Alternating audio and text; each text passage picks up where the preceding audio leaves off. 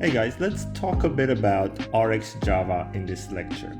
Now, the first thing I want to say about RxJava is that RxJava in itself is a huge topic, is a large topic, and it could easily fit a whole course just by itself, just on RxJava. So the purpose of this lecture is not to give a complete and thorough explanation of RxJava. It's just to give you an idea, if you have never worked with it, to give you an idea of what it is and what it is useful for. Now, RxJava, just like Retrofit, is a third-party library, okay? So it's not part of Google, it's not part of Jetpack, it is a separate entity. However, again, like Retrofit, it has become such a useful tool that virtually any Android developer must know what it is and what it is useful for, and probably uses it in their basically day-to-day development, right? So all the projects I have worked on in the last few years use RxJava. It has become a basic component of every Android application. Now, RxJava is basically a reactive, asynchronous programming paradigm implementation. Now, what does that mean? There's a lot of big words in that statement. Now, reactive, what does that mean, a reactive paradigm? A reactive paradigm is basically a way to program systems in which objects react to certain events. So if you think about an Android application, that's a reactive paradigm because the application reacts to user input, okay? So the user is the one that drives the functionality.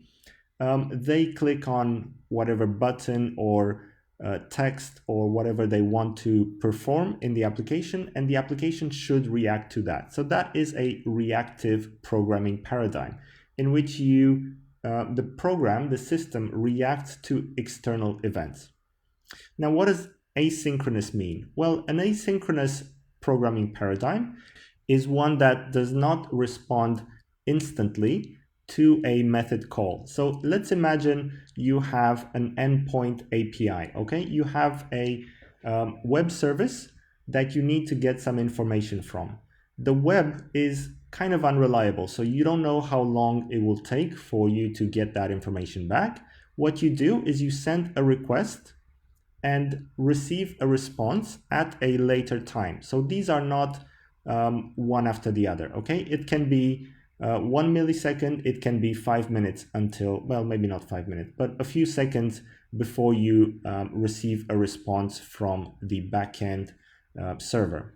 So that means that is asynchronous. That's what asynchronous means. It's basically a way to communicate between two systems that is not sequential, okay? So you don't call a function and get a response instantly. You call a function and then you wait an indeterminate amount of time for the response. That's what asynchronous means.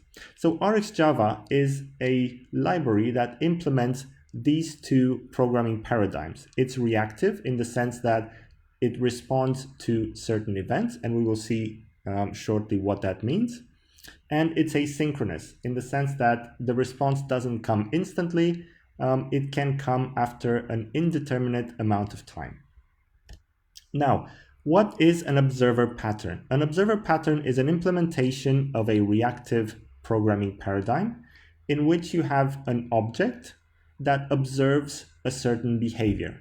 Okay, so that object reacts to certain events that another object creates, okay, or another entity creates. So a user, for instance, creates events, and our system observes those events and reacts accordingly.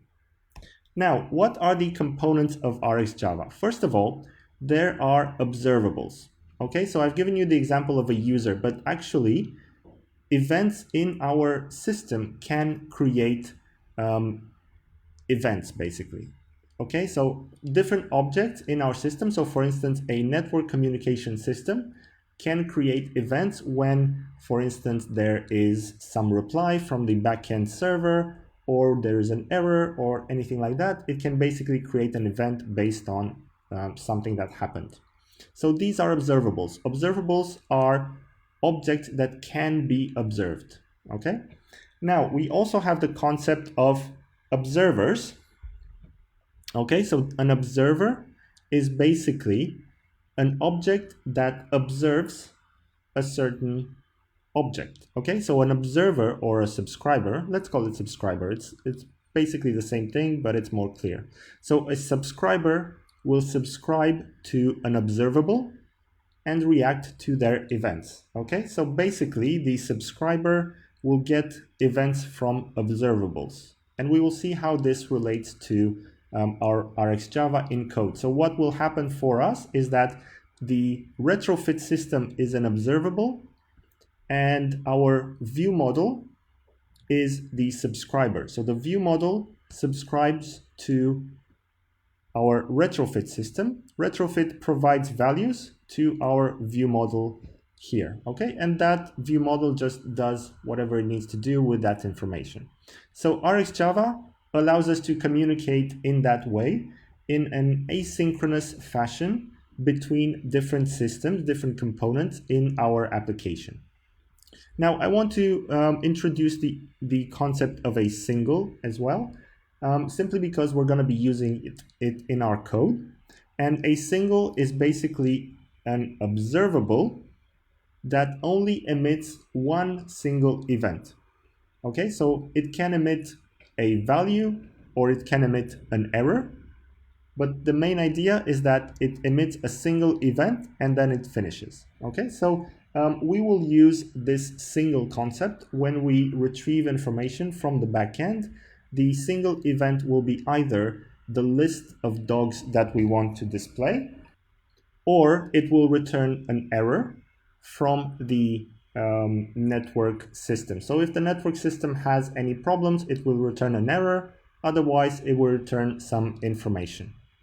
So that is all I wanted to say about RxJava. I know it's very abstract and I know it's very high level.